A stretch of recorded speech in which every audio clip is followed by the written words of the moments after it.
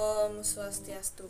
Halo semuanya, pada tugas biologi kali ini kelompok kami ditugaskan untuk membuat video edukasi dengan materi sistem koordinasi.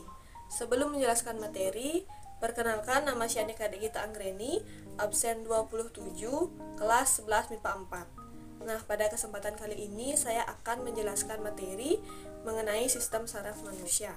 Lebih tepatnya pada bagian sel saraf dan terjadinya gerak biasa dan gerak refleks. Namun sebelum itu saya akan menjelaskan pengertian dari sistem koordinasi. Sistem koordinasi adalah suatu sistem yang mengatur kerja organ-organ pada tubuh. Sistem ini berperan untuk memerintahkan setiap organ untuk dapat bekerja sama, mendukung fungsi tubuh agar bekerja dengan baik. Fungsi sistem koordinasi pada manusia diperlukan untuk mengendalikan setiap bagian dalam tubuh agar gerakan yang dihasilkan menjadi sasaran yang tepat. Tanpa sistem koordinasi, seluruh organ tubuh tidak mampu bekerja sama. Adapun sistem koordinasi dibagi menjadi 3, yaitu sistem saraf, sistem endokrin atau hormon, dan sistem indera. Yang pertama yaitu sistem saraf manusia. Sistem saraf tersusun atas lebih dari 1 juta sel saraf yang mempunyai bentuk bervariasi. Dalam tubuh, sel-sel saraf saling berhubungan untuk memindahkan impuls listrik dari satu bagian tubuh ke bagian tubuh lainnya. Sistem saraf manusia dibagi menjadi 3. Yang pertama yaitu sel saraf atau neuron.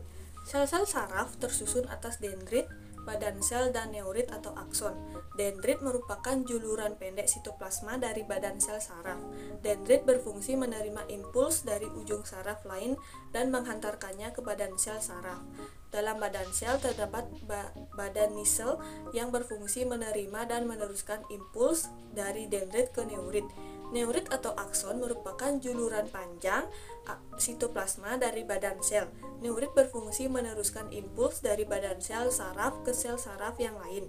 Neurit terbungkus oleh selubung mielin yang disusun oleh sel-sel Schwann. Selubung mielin berfungsi sebagai pelindung neurit dan pemberi nutrisi bagi neuron. Bagian neurit yang tidak terbungkus selubung mielin disebut nodus Ranvier. Ketika di neurit, impuls menjalar ke nodus Ranvier, lalu meloncati selubung mielin. Hal ini terjadi karena selubung mielin bersifat sebagai isolator impuls. Loncatan impuls tersebut mempercepat gerakan impuls. Sel-sel saraf saling berhubungan membentuk suatu simpul saraf yang disebut ganglion. Antara neuron satu dengan neuron lainnya dihubungkan oleh sinapsis. Adapun struktur dari sel saraf adalah pada nomor 1 disebut nukleus, nomor 2 nukleolus, nomor 3 dendrit, nomor 4 badan sel, nomor 5 selaput mielin, nomor 6 nodus Ranvier, nomor 7 sel Schwann, nomor 8 akson, dan nomor 9 yaitu selaput mielin. Ada 3 macam neuron berdasarkan fungsinya, yaitu neuron sensori atau neuron aferen, neuron motori atau neuron aferen, dan neuron asosiasi atau neuron penghubung. Yang pertama yaitu neuron sensori. Neuron sensori berfungsi menghantarkan impuls dari reseptor ke sistem saraf pusat. Reseptor adalah penerima rangsang. Organ yang mengandung reseptor disebut indera. Untuk struktur neuron sensori bisa dilihat pada gambar di samping ini. Strukturnya terdiri dari sel reseptor, badan sel, nukleus, akson, selubung mielin, akson terminal, dan sinapsis terminal. Yang kedua yaitu neuron motori. Neuron motori berfungsi menghantarkan impuls dari sistem saraf pusat ke efektor. Efektor berupa otot dan kelenjar. Untuk struktur neuron motori bisa dilihat pada gambar di samping ini. Strukturnya terdiri dari dendrit, sitoplasma, badan sel, nukleus, selubung mielin, akson, akson terminal, sinapsis terminal, dan serat otot atau efektor.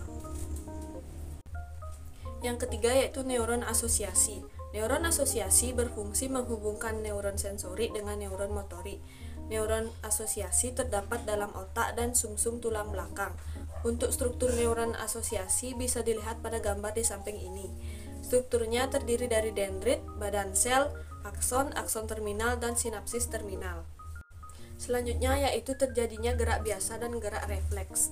Manusia memiliki sistem saraf dan gerak yang memungkinkannya melakukan dua jenis gerakan, yaitu gerak biasa dan gerak refleks. Yang pertama yaitu gerak biasa. Gerak biasa adalah gerakan yang secara sengaja dilakukan oleh tubuh sesuai dengan perintah otak. Gerak biasa merupakan gerak yang disadari. Contohnya, melangkahkan kaki menuju suatu tempat, berlari, dan menyapu. Hantaran impuls pada gerak biasa dimulai dari reseptor sebagai penerima rangsang. Impuls tersebut kemudian dihantarkan menuju neuron sensori untuk selanjutnya diolah di otak. Respons dari otak kemudian oleh saraf motorik dihantarkan ke efektor sehingga terjadilah gerakan. Urutan perjalanan impuls pada gerak biasa secara skematis adalah dimulai dari rangsang. Rangsang menuju reseptor, reseptor menuju neuron sensori, neuron sensori menuju otak, otak menuju neuron motorik, dan neuron motorik menuju efektor. Yang kedua yaitu gerak refleks. Gerak refleks merupakan respons otomatis beberapa otot terhadap rangsangan tanpa melibatkan kesadaran dan menghasilkan respons langsung atau spontan dari otot dan kelenjar. Gerak refleks merupakan gerak yang tidak disadari. Hantaran impuls pada gerak refleks mirip seperti pada gerak biasa. Bedanya, impuls pada gerak refleks tidak diolah di otak. Neuron di otak hanya berperan sebagai konektor saja. Ada dua macam neuron konektor, yaitu neuron konektor di otak dan neuron konektor di sumsum tulang belakang. Contoh gerak refleks yang melalui neuron konektor otak adalah pupil mata mengecil saat terkena cahaya yang terang. Dan contoh gerak refleks yang melalui neuron konektor sumsum tulang belakang adalah kaki terangkat saat lutut dipukul. Urutan perjalanan impuls pada gerak refleks secara skematis bisa dilihat pada gambar di samping ini. Dimulai dari rangsang menuju reseptor, reseptor menuju neuron sensori menuju konektor otak atau sumsum tulang belakang, konektor menuju neuron motorik menuju ke efektor. Sekian penjelasan dari saya, materi selanjutnya akan dijelaskan oleh teman saya.